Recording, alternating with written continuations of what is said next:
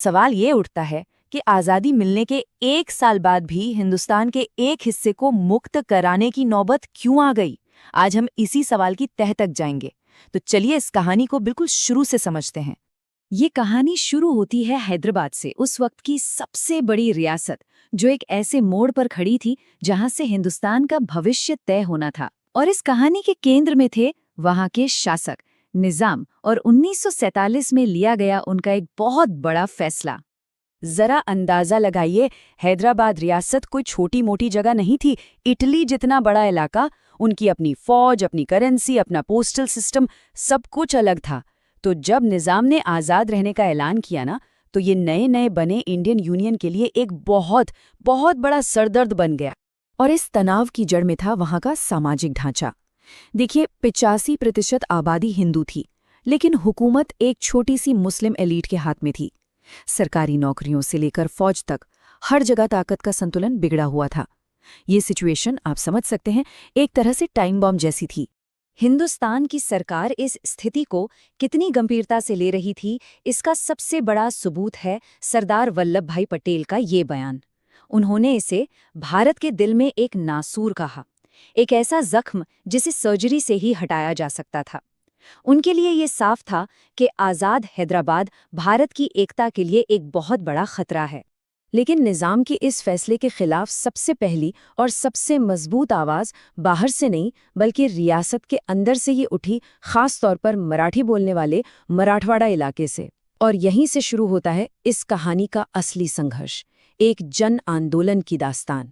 इस विरोध की एक चिंगारी पता है कहाँ से भड़की? स्कूलों और कॉलेजों से।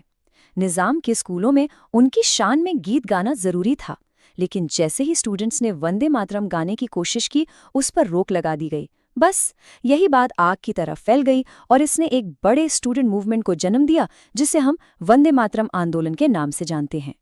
पर यह लड़ाई सिर्फ सियासी आज़ादी की नहीं थी, इसके पीछे एक बहुत बड़ा आर्थिक कारण भी था। मराठवाड़ा के किसान पहले से ही भारी भरकम टैक्स के बोझ तले दबे हुए थे। कलाली, बागात, अमराई, अरे पेड़ों पर, फसल काटने पर, हर चीज पर टैक्स था। इन टैक्स ने उनकी कमर तोड़ रखी थी। तो उनके लिए ये लड़ाई आज़ादी और इंसाफ दोनों के लिए थी। और ये कोई बिखरा हुआ गुस्सा नहीं था, इसे बाकायदा ऑर्गेनाइज किया गया था महाराष्ट्र परिषद के जरिए। देखिए, 1937 से ही सम्मेलन शुरू हो गए थे। किसानों को जोड़ा जा रहा था, उनकी आवाज़ उठाई जा रही थी। साल दर साल ये आंदोलन बढ़ता गया। लेकिन जब लोगों की आवाज इतनी बुलंद होने लगी, तो निजाम का जवाब भी उतना ही क्रूर था। आंदोलन जोर पकड़ रहा था और इसे कुचलने के लिए निजाम ने एक बेहद ही हिंसक ताकत का इस्तेमाल किया। नाम था रजाकार। ये रजाकार आखिर थे कौन?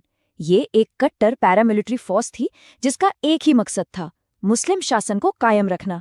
उनका नेता था कासिम रिजवी, और इनका काम था हर उस इंसान को डराना, धमकाना और खत्म कर देना जो हिंदुस्तान के साथ जुड़ने की बात करता था।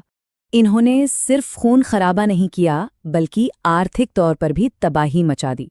एक अनुमान के मुताबिक 100 करोड़ रुपए, इतनी कीमत की संपत्ति और सामान इन लोगों ने गांवों में लूटपाट करके जमा किया। जरा सोचिए, उस जमाने में 100 करोड़ रुपए कितनी बड़ी रकम रही होगी। गांव के गांव बर्बाद कर दिए गए। हैदराबाद के अंदर जब हालात इस कदर बिगड़ गए, जब ये एक सिविल वॉर जैसी स्थिति बन गई, तो आखिरकार भारत सरकार को एक फैसलाकुन कदम उठाना ही पड़ा। हालात कंट्रोल से बाहर जा रहे थे, रियासत के अंदर हिंसा चरम पर थी और वहां से लोग जान बचाकर भारत आ रहे थे।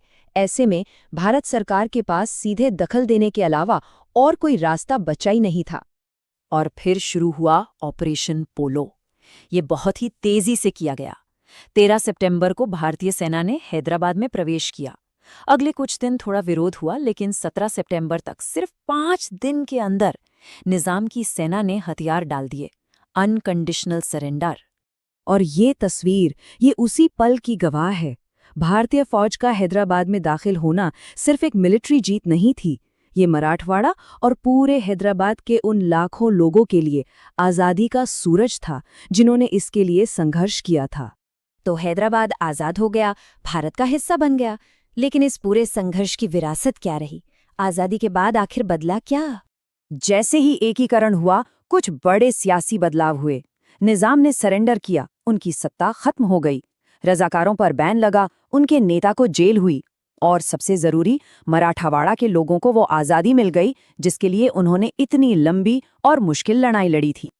और आज भी 17 सितंबर का दिन उन तमाम लोगों के संघर्ष और बलिदान को याद करने का दिन है। इसे मराठवाड़ा मुक्ति संग्राम दिन के रूप में हर साल मनाया जाता है। ये इस इलाके के इतिहास का एक बेहद खास दिन है। लेकिन यहाँ एक बहुत अहम सवाल उठता है। मराठवाड़ा को निजाम से तो आज़ादी मिल गई, पर वहाँ के किसान, जिनकी आर्थिक समस्याएं इस आंदोलन की एक बड़ी वजह थी, क्या उन्हें उन समस्याओं से आज़ादी मिली? सियासी आज़ादी तो मिल गई, पर क्या आर्थिक न्याय मिला? ये सवाल हमें सोचने पर मजबूर करता है कि